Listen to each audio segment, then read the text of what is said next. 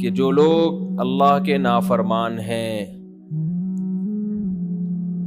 انہیں زنجیروں میں جکڑ کے جہنم کی آگ کی طرف دھکیلا جائے گا اور کہا جائے گا انہو کان لا یؤمن باللہ العظیم، اے اللہ اس کا جرم کیا ہے کہ اس کو آگ میں پھینکا جا رہا ہے، اللہ ہم سب کو محفوظ رکھے۔ اللہ کہے گا یہ دو بہت بڑے جرم کر کے آیا ہے، ایک خالق کا حق اس نے ادا نہیں کیا اور ایک مخلوق کا حق ادا نہیں کیا۔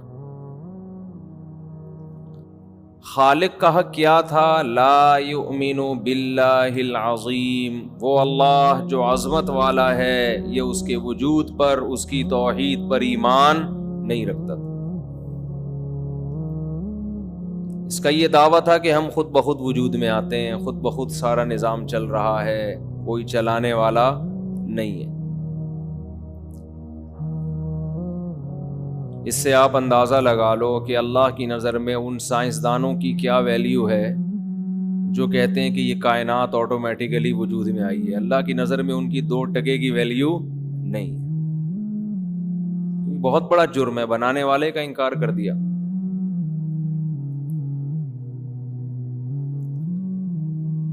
کوئی چیز وجود میں آتی ہے، سب سے پہلے پوچھا جاتا ہے کس نے بنایا۔ کوئی بھی چیز جس میں تھوڑی سی بھی ڈیزائننگ ہو، تھوڑی سی بھی مینجمنٹ ہو، کبھی نہیں کوئی کہتا کہ یہ آٹومیٹیکلی خود بخود بن گیا۔ کمال کی بات یہ ہے جس کمپنی نے بنایا اس کمپنی کا انکار کوئی نہیں کرتا۔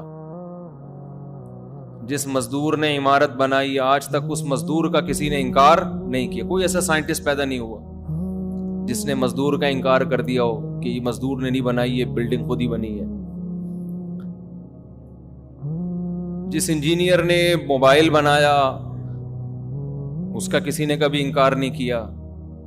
خدا ملا تھا انکار کرنے کے لیے جس نے اس کائنات کو بنایا۔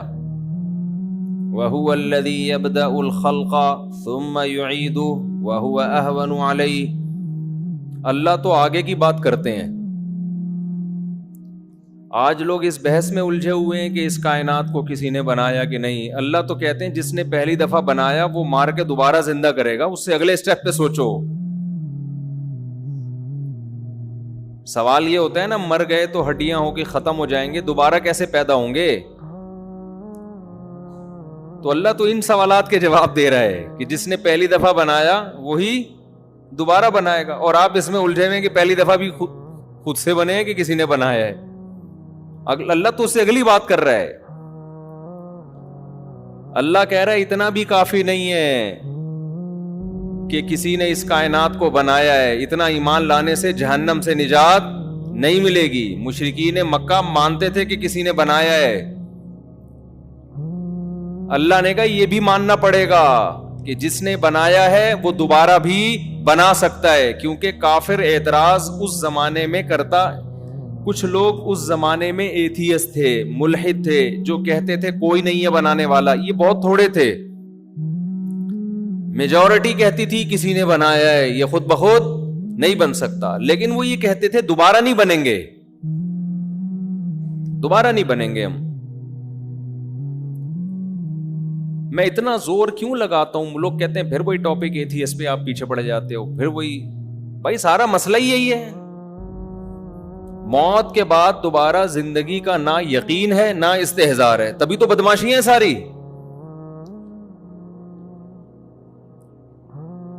دیکھو آپ کو پتا ہو کہ 50-60 سال کے بعد میں نے وہاں سیٹل ہو جانا ہے۔ لوگ جاتے ہیں نا، امریکہ جاتے ہیں جاب کے لیے، سعودیہ جاتے ہیں، ان کو پتا ہے یار 60 سال میں ریٹائر ہو کے ہم نے کہاں آنا ہے؟ پاکستان آنا ہے۔ تو تیاری شروع کر دیتے ہیں نا، یار یہاں پہلے سے دکانیں خرید کے رکھو، ہوٹل بناؤ، کیونکہ ہم نے بالآخر ریٹائر ہو کے آنا کہاں ہے؟ پاکستان موو کرنا ہے، فیملی ہماری وہیں ہے، قبر تک کے لیے جگہ دیکھ لیں گے۔ بھئی ہم نے موو کر کے آنا پاکستان ہے واپس، تو ہم یہیں پر سیٹلمنٹ کے لیے یہاں پر جو ہے نا، میں نے بہت سے لوگ دیکھے ہیں سعودیہ میں جاب کر رہے ہیں، یہاں پراپرٹی خرید رہے ہیں۔ کیوں؟ بھائی یار جتنے بھی سال ہو 50-60 سال کے بعد تو بالآخر ہم نے کہاں جانا ہے؟ تو پیسہ یہاں بھیج رہے ہیں یار، بحریہ ٹاؤن میں 2 پلاٹ لے لو، 2 ناظم آباد میں لے لو، سنا ہے نیا ناظم آباد پانی میں نہیں ڈوبا، صحیح ہے نا؟ تو قرآن میں جو بار بار کہتا ہوں نا، موت کے بعد زندگی، ملحدوں پہ رد کرنا شروع کر دیتا ہوں، لبرل لوگوں پہ رد کرنا شروع کر دیتا ہوں. بھائی مسئلہ ہمارا سب سے بڑا یہی ہے، آخرت پر یقین استحضار ہو جائے نا تو ہمارا لائف اسٹائل خود بخود چینج ہو جائے گا. دنیا کو مسافر خانہ سمجھنے کے لیے تیار ہی نہیں ہو رہے ہیں. تو میں مثال دے رہا تھا، سعودی عرب میں ایک آدمی جاب کر رہا ہے، سعودی عرب میں ایک آدمی جاب کر رہا ہے، بہت سے لوگ جاب کر رہے ہیں، تو وہ یہیں پراپرٹی خریدتے ہیں نا. ایسے بھی لوگ ہیں، ایک صاحب جاب کر رہے تھے، وہ انجینئر تھے، یہاں انہوں نے بیکری بنا لی کہ یار ریٹائرمنٹ کے بعد میں کسی کمپنی میں بطور انجینئر تو لگ نہیں سکتا، تو کوئی تو بزنس ہونا، بیکری بنائی انہوں نے، وہ دبا کے چلا رہے ہیں، بیکری بہترین چل رہی ہے.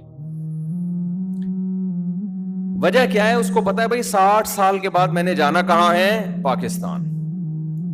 لہذا اس کی تیاری پہلے سے شروع کر دے گا. بعض لوگ خود انویسٹ نہیں کرتے، وہ اپنے بچوں کو اسٹیبل کر دیتے ہیں کہ بیٹا اب میں آ رہا ہوں، اب تم نکل لو کہیں، یا میں نے تمہیں پڑھا دیا ہے، اب تم گھر سنبھالو تو میں ریٹائرمنٹ لے کے واپس آ جاؤں.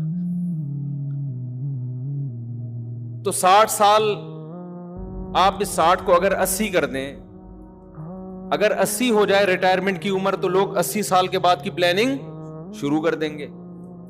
تو مجھے بتاؤ اس دنیا سے ہم ریٹائر ہو جائیں گے نا 60 70 80 میں؟ کیا خیال ہے؟ اسے تو پتا ہے کہ 60 سال سے پہلے ریٹائر نہیں ہوں گا میں، ہمیں تو پتا بھی نہیں ہے کہ 60 سال سے پہلے آج کی رات بھی زندہ رہیں گے کہ نہیں رہیں گے. اور چلو فرض کر لو آپ تقوی کے اس مقام تک نہ جائیں جہاں تک اہل اللہ گئے ہوئے ہیں، وہ تو ایک سیکنڈ کے لیے بھی غافل نہیں ہوتے. ہم میں سے ہر شخص فرض کر لے کہ میں 80 سال کے بعد ہی ریٹائر ہوں گا اس دنیا سے، یعنی میں مروں گا 80 سال کے بعد. حالانکہ اس مجمع میں مجھ سمیت جتنے لوگ بیٹھے ہیں شاید 2 4 80 کراس کر پائیں، بمشکل 1 یا 2 ہوں گے جو 80 تک پہنچیں گے. جتنے لوگ یہاں بیٹھے ہوئے ہیں، آپ کی فار یور کائنڈ، وہ کیا کہتے ہیں، فار یور کائنڈ انفارمیشن، آپ کو میں بتاتا چلوں کہ ہم میں 80 کوئی بھی پہنچنے والا نہیں ہے. کیوں؟ آپ قبرستان میں اتنے لوگ، قبر جو ہے نا، فرض کر لو جا کے جتنی قبریں ہیں نا، جتنے لوگ یہاں بیٹھے ہیں، قریب قریب یوں سمجھو سارے قبرستان، ان کی عمریں چیک کرو آپ. 100 قبروں میں ایک بھی آپ کو 80 والا نہیں ملے گا. 1000 میں شاید 2 4 مل جائیں جو 80 کراس کیے تھے انہوں نے، 1000 میں بمشکل 2 یا 3 ایسے ملیں گے. میں نے یہ کام کیا ہے، میں ہوائی بات نہیں کر رہا.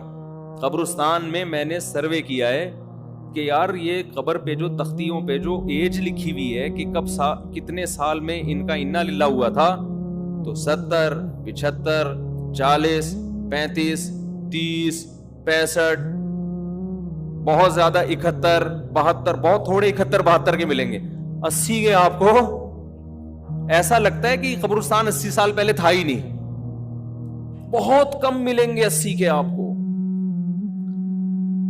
اور صحیح بخاری کی حدیث بھی ہے، صحیح حدیث ہے، بخاری کی ہے یا مسلم کی، مجھے یاد نہیں رہا. اعمار امتی ما بین 60 الی 70. آپ صلی اللہ علیہ وسلم نے فرمایا میری امت کی جو عمر ہے وہ 60 سے 70 کے درمیان ہوگی، یعنی میجورٹی 70 کراس کرنے سے پہلے مر جائے گی.